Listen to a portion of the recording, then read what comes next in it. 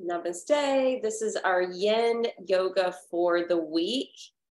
And some weeks I do strictly yin. Other days I like to mix in some active poses with it. So it's more like a slow flow yin. And that's more or less what we're doing today. There is going to be a full moon coming up this weekend. So you may find this to be helpful in preparing yourself for that that's coming with it. It's going to be a full moon in Sagittarius. Sagittarius can be known to be kind of blunt. And with this being the full moon energy, you could have some blunt things coming out of your mouth, or you may be hearing that from other people. So it could be affecting our communication. Just so be aware of that. It's also the strawberry full moon. So maybe this is a good weekend to eat some strawberries. But anyway, what I want to focus on today is the fact that yin yoga allows us to turn inward. Thursday in the yogic tradition is considered Guru Day. And if someone wants to honor their guru, they do that on Thursdays. But I am a big believer that our biggest guru is our higher self within. And so, like I said, yin yoga allows us to turn inward. And that's what I want our goal to be today. You'll notice that a lot of these yin postures work with some of the denser, richer areas of the body that have connective tissues. And that's what we're targeting here. So this can help bring about a better, abundant energy flow. And it also can improve our flexibility. We are actually going to start in a pose today called butterfly. So let's join each other on the mat here. Putting the soles of the feet together. Now, when we pull the feet closely into the body, we shouldn't be rounding the spine because we're not giving ourselves enough space. Now, if you have an unhealthy back, you may want to keep the heels closely knit and the spine elongated so that you're doing it the active way. But the true yin way is you provide a lot of space between the feet and the pelvic floor. And as you're looking at the shape of your legs, it looks like a rhombus or the traditional shape of a kite. We'll place the hands right below the knees. We'll inhale, elongate the vertebrae first, lifting tall through the top of the head. And as we exhale, slide the hands down the shins towards the feet. And then pour down. So you're rounding your back. Let the head go.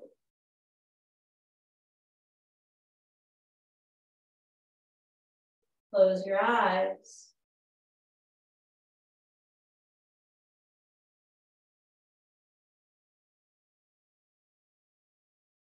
So the forward folds help us to go within. The yin approach helps us to withdraw.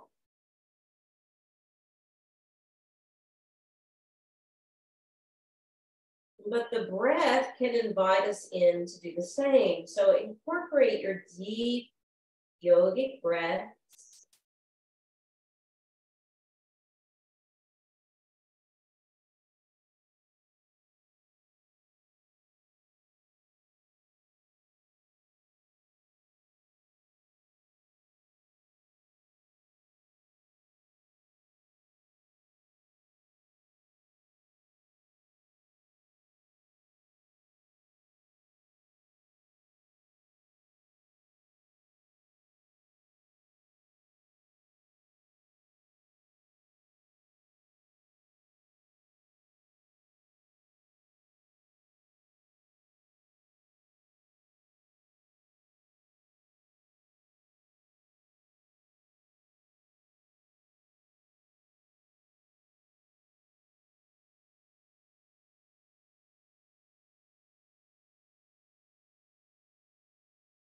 This is not one of the more intense yin positions.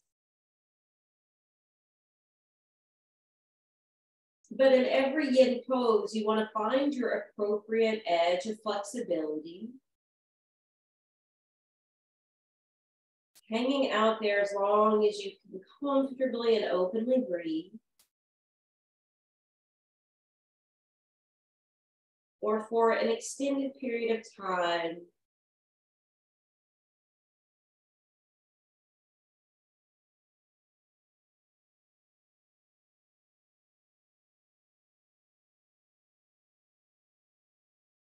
You can hold yin positions for as short as 1 to 3 minutes. Or as long as 5 minutes or more.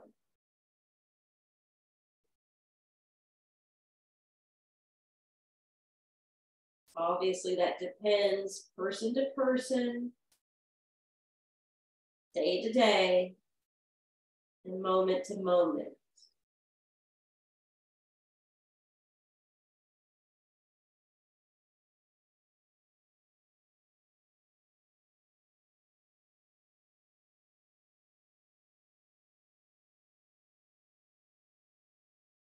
This is going to warm us up for a deeper pose we're about to transition to.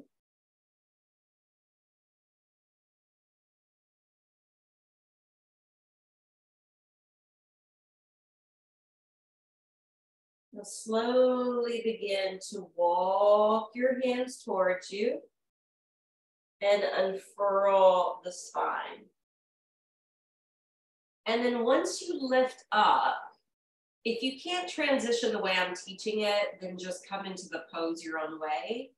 But we're going to separate the toes, heels together. We're going to use the hands to scoot towards the feet, to push away from the floor, to elevate the seat. And then we're going to fan the knees wide apart, heels together, toes turned away. And then we're going to walk the hands out in front of us. Now, this is where if you need blocks to slide your hands out, you can. You'll bow the head between the arms. Notice there's a more limited space between the heels and the pelvic floor. But we're also extending the spine. And you're going to feel more muscular work this go round in your inner thighs and growing area.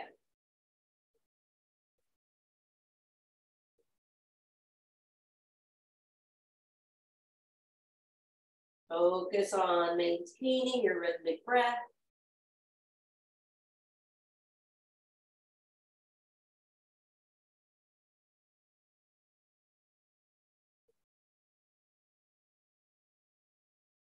I realize this can be a lot for the knees. So if you need to come back down to a seat and do Baddha Konasana the active way,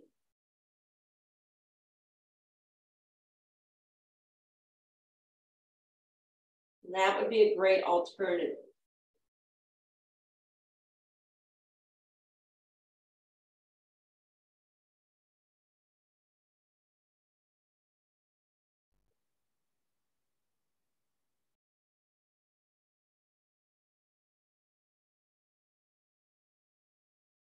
All right, we're ready to walk the hands in. This is where it may be helpful to have blocks because we're doing the Kundalini frog, which is keeping the heels off the ground. So we're inhale, straightening the legs. Exhale, bending the knees and looking out. Inhale, straighten the legs. Cast your gaze down. Exhale, drop back into the squat. Now, I mentioned this is kind of the Kundalini variation of frog, and it is. However, Kundalini, they go very rapid. It's a really fast exercise. But I think since we're doing slow flow and yin, it's helpful to slow it down.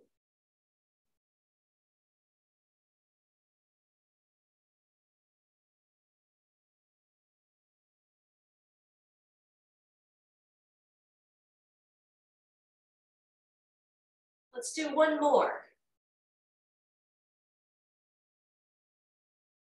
And then the next time you straighten your legs, turn your toes to face forward, land to your heels, bend your knees, and flip your hands upside down. Or cup your arms. Now those first two positions with the hips, we're opening up 3 main meridian channels for the liver, kidney, and spleen meridians. The Kundalini frog, as well as dangling pose, is going to open up the urinary bladder meridian.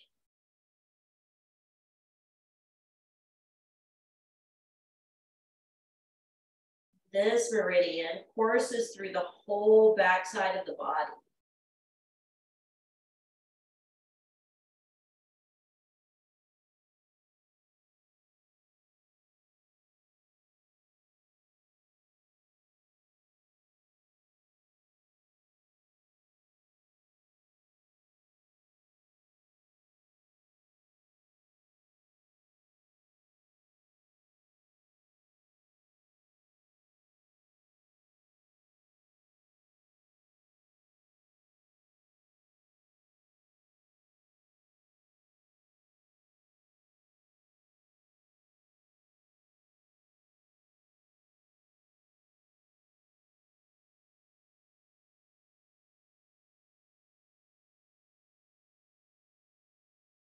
On your next inhale, bend your knees and spring up to stand, upward worship. Exhale, hands draw back down through the center to your heart. We're going to cross the right leg over in front of the left leg. Feet side by side. And you're going to take your fingertips to that indented area at the top of your thighs. You're going to lengthen through your spine. And again, this is where blocks can come in useful. Or if you have more flexibility, you can send your hands on down to the floor. But I want you to notice how you're putting the weight in your feet. And we often suggest equanimity in the feet. However, we're trying to get into the IT band. So shift your body slightly to the right so that you're weight bearing on the inside of your left foot and you have less weight bearing in your right foot. This is opening up the gallbladder meridian, as well as the governor vessel, as well as the urinary bladder meridian.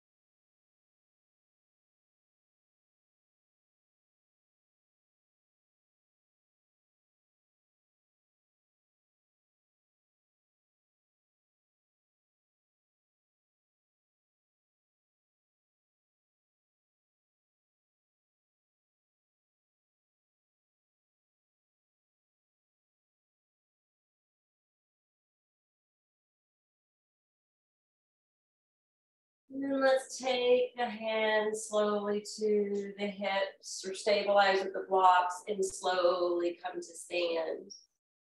You'll uncross the right foot. Feel free to bend the knees and walk it out if you need to. And then we're going to step the left foot over and across to the opposite side of the right. Fingertips into that upper groove of the hips. Slowly hinge forward and down. Releasing your hands. And then tilting your weight slightly to the left. Weight bearing more to the mound of the right big toe and the inner right heel, and less weight bearing in the left foot.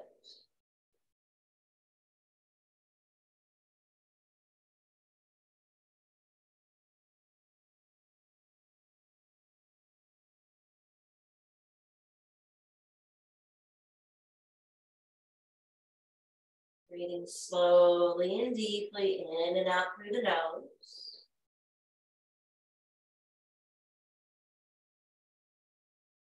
This is activating that IT band, which is a thick band of that connective tissue on the outside of the leg.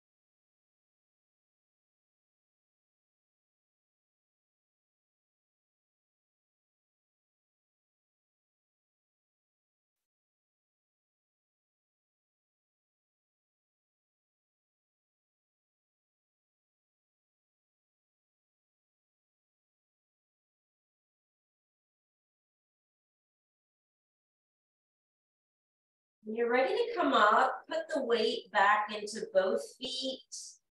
It'll be safer to rise. And then we'll uncross the feet. Hands to prayer position. We'll start our sun salutation. So inhale, lift the arms up to upward worship. Exhale, fold with straight legs this time. Uttanasana. Inhale, halfway up. Ardha Uttanasana. And exhale, release. All right, on your next in-breath, we're stepping the left foot way back. And go ahead and sink the back knee, shin, foot. Press into that right foot. Draw up through your hips and pelvic floor. Take the arms to circle up beside your ears for Anjaneyasana. Anchor down through your back shin. Bring the arms down in front of your chest. Curl the fingers in and draw the bow back with the left arm. Thumb to the top of the head and begin to swirl to the right. I find it interesting this week that we started with a practice that focused on the Bhagavad Gita and Arjuna being the archer. And we're ending the week with a full moon in Sagittarius, which is a centaur that holds the bow. Maintain your twist and breathe.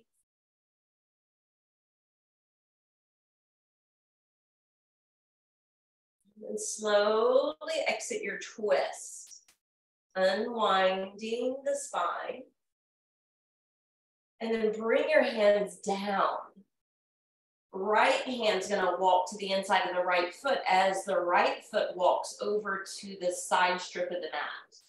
You have an option here to be on fist. You can bring blocks under the forearms or drop to the forearms if your body allows. You also have a choice once you figure out how to form your upper body. If you want to stay in low flying dragon or wing the knee away by rolling to the knife edge side of the foot for the winged dragon.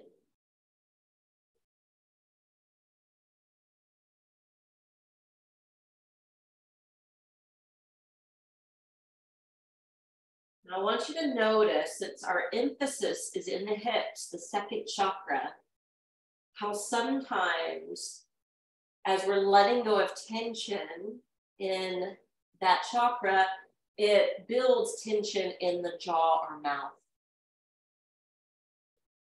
Several of the chakras correlate back to senses.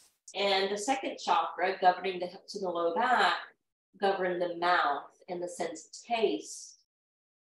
So if your lips are tightly knit, if your teeth are tightly gripped, then maybe separate them apart or take a cleansing breath.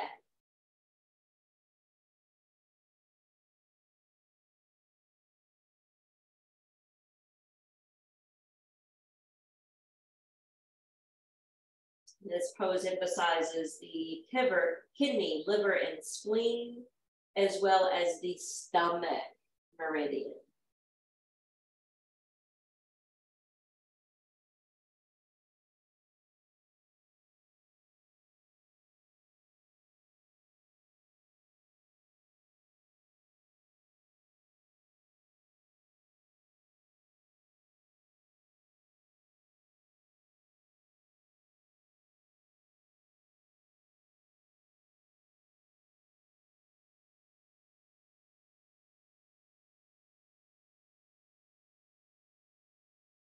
Let's return to the structure of the arms and to the sole of the right foot.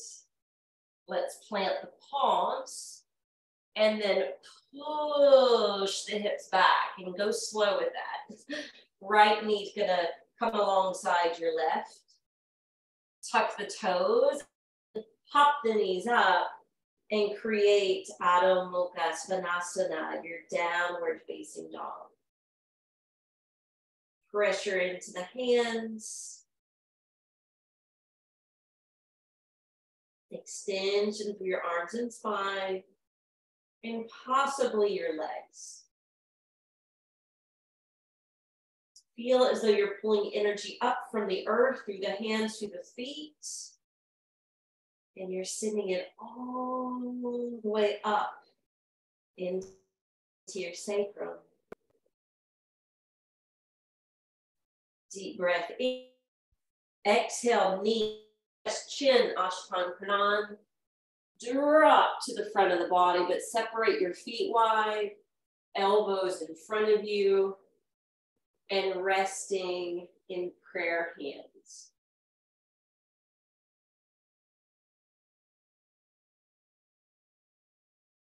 As your feet separate, let your buttocks become soft. So in the passive back bend, the glutes are relaxed. Let your belly spread out on the floor and practice your deep belly breaths. Great for the stomach meridian and the conception vessel meridian.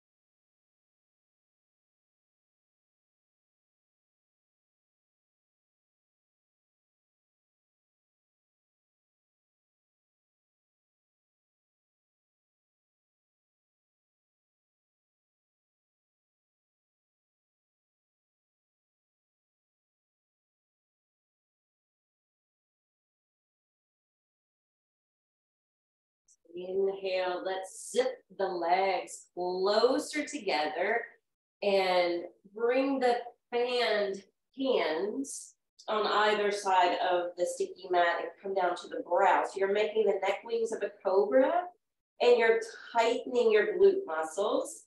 Inhale, come to cobra. Exhale, dip your right ear down. Inhale, come back up. Exhale, lower the left ear down. Once more to each side.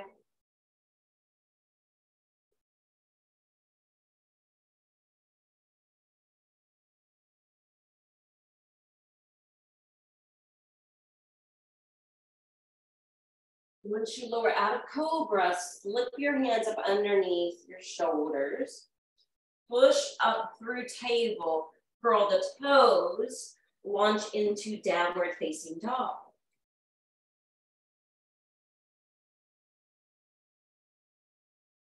Pulling in through the navel. Breathing in and out through your nose.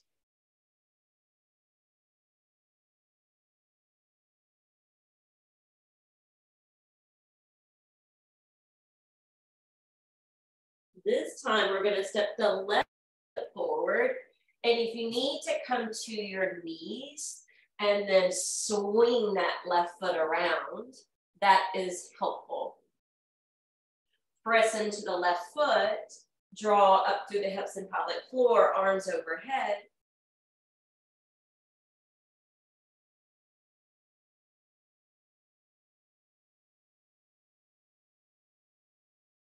Bring your arms down.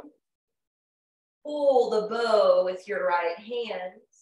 Thumb to the top of the head, and this time twist left into archer's pose.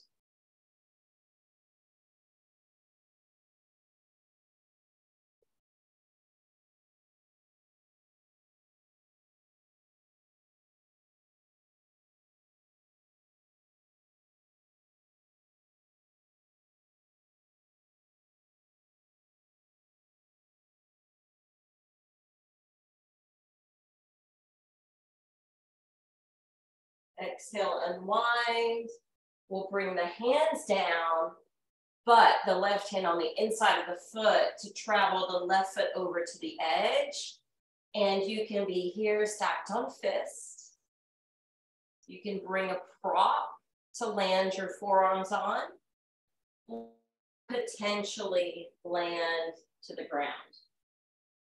And then from here, you can decipher if you want to stay on the sole of the left foot into low flying dragon, or if you want to go to low flying winged dragon, winging the knee and hip open.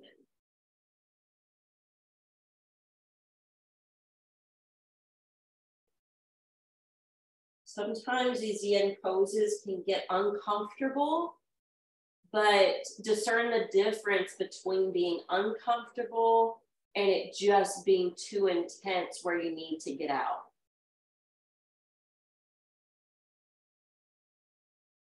Your breath can help you to sustain it and preserve it.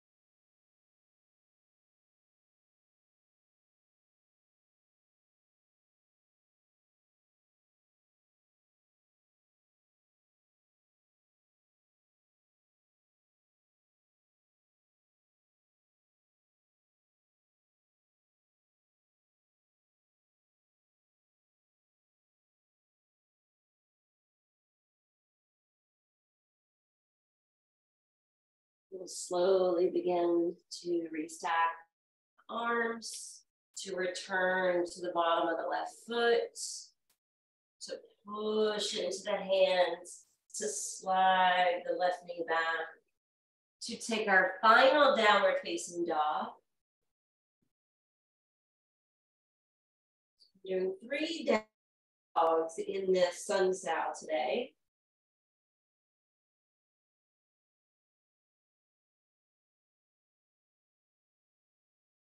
And from here, you can slowly step it forward. But I want you to stop before you get to your hands. So you have some distance before your feet. Drop into Uttanasana. Inhale, slide your hands up your leg bones, look out. Exhale, refold. Put that bend in your knees and inhale, charge into your legs to come up. Upward worship. Exhale, hands to hearts. Okay, so this next little flow can be tricky. If you need to come out of a pose to get up and down from the floor, totally fine, okay? But we're gonna start,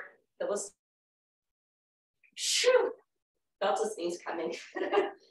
Your right foot will step over, however, this time we're bending the knees. So it's kind of like eagle, well it is, eagle legs. Hands to prayer. You're on the ball of the right foot and the bottom of the left foot. And then what we're going to do here is we're going to hinge down. So hinging from the hips. Lowering, lowering, lowering, lowering. And let your arms dangle. Now, if you don't feel safe coming to the floor from here, then I want you to come back up, exit out, and then come to sit. What I do is I launch forward with the hands, catch myself, lower the left knee, untuck that left foot and slip it over towards the edge of the mat so I can now sit in between the ankles. That can be tricky. So basically shoelace or Gomukhasana legs.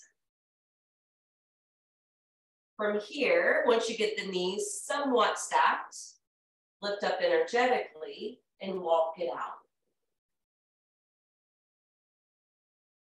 Breathe it down.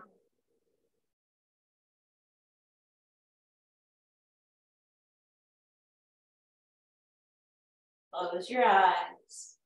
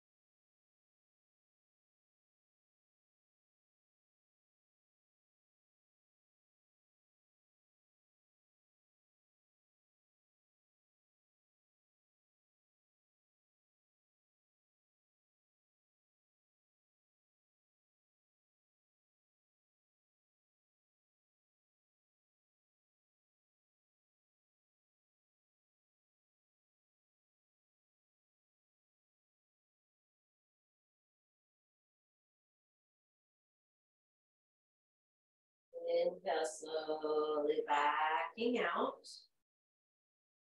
And then we're gonna lift this right knee and plant the foot. Hug it in with the left arm, set the right hand behind you, take a twist. And if you're not feeling this type of twist today, this is a more complicated one, you can simplify your twist and do it another way.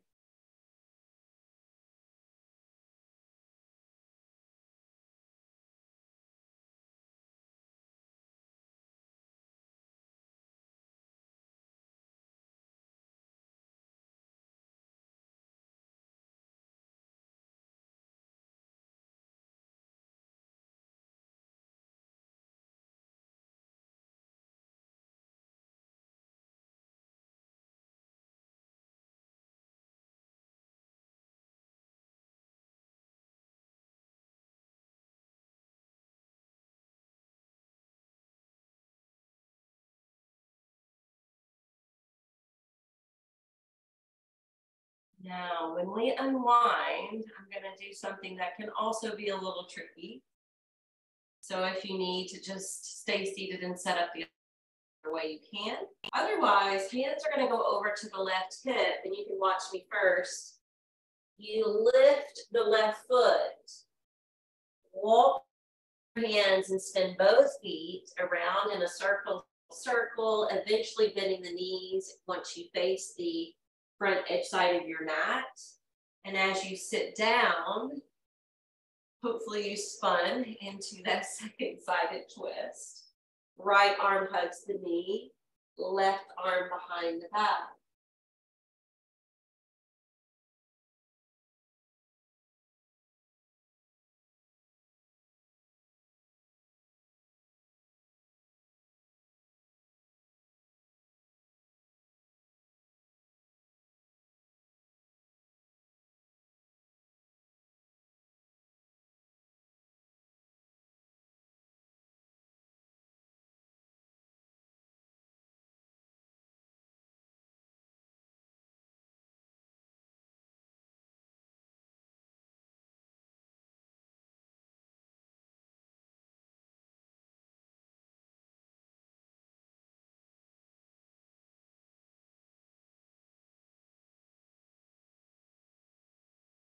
Exhale, unwind. And we need to lay this top knee down. So the best way to do it is to just grab that left heel and just pull it, and that should lay the knee down. Lift up energetically, exhale, walk it out.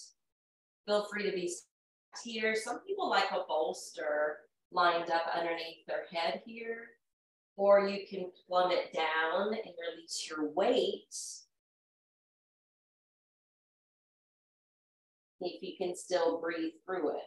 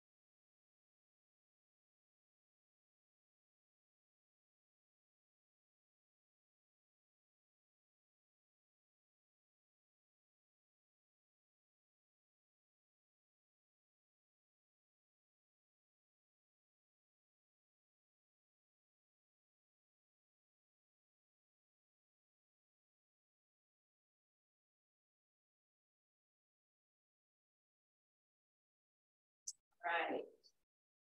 Remember, we were standing and came down, we only did one side. So we're going to do that in reverse to come up. Again, if this doesn't work for you, just come up to stand and join us in the pose. But to get back to standing, we have to push away from the seat, lower the left knee, bring the right foot to the center of the mat, tuck the toes, tuck your left foot, push away from the hands to lift the knees, walk the hands back to land the right foot, pick the hands up to prayer, and you're hinging over the eagle legs.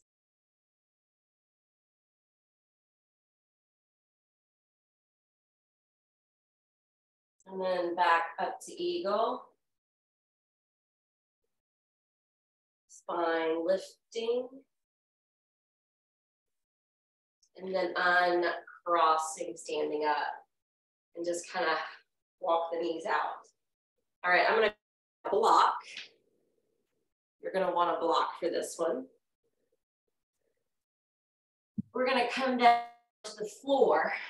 So we worked a lot in the lower body, but we're gonna elevate ourselves up so that we're activating the throat chakra. The throat chakra, the fifth center, is very closely connected to the second center. This is creative energy. This is creative expression. And since I mentioned Sagittarius full moon can affect our communication, we're gonna roll down to our back and take a supported bridge. So once your knees are bent, you tuck and lift.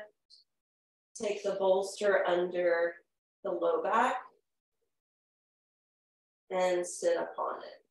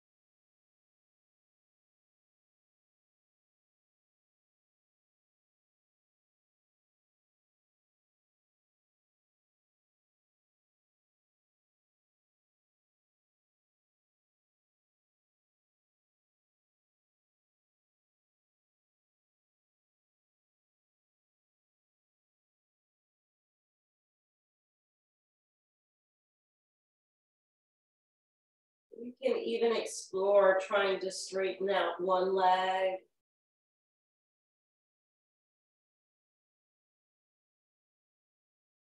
Perhaps both.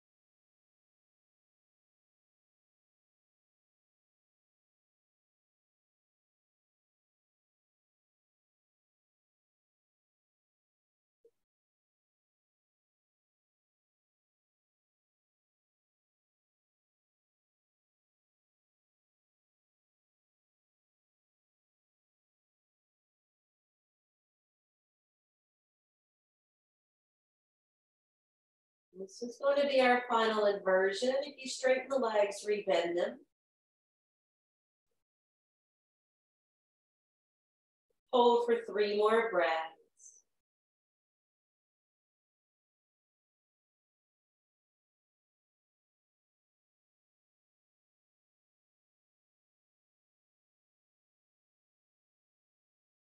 And squeeze and lift. Send the block away. Roll it down. And catch your knees.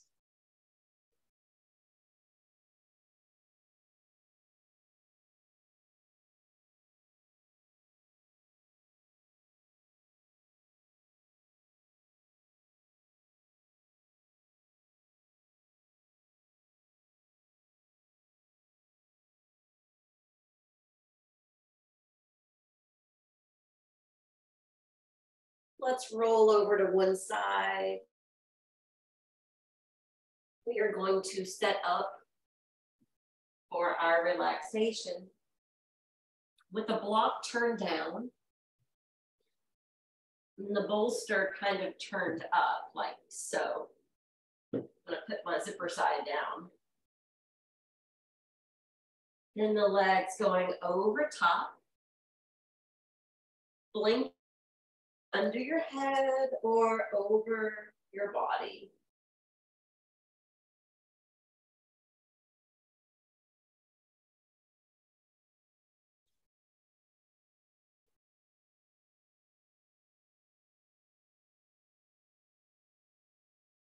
Make sure this pose is speaking to you and is comfortable to you, so you can take that journey within.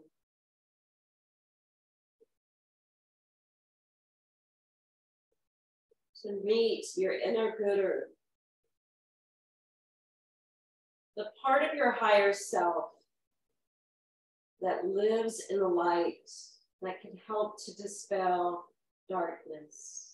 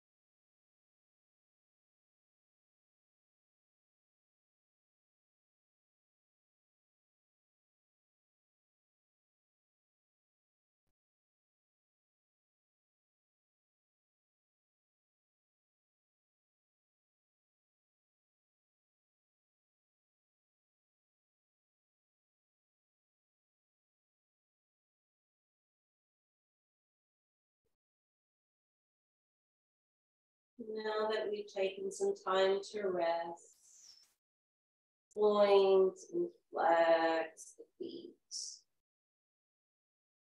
Draw the knees back into yourself. Roll away one side of your body.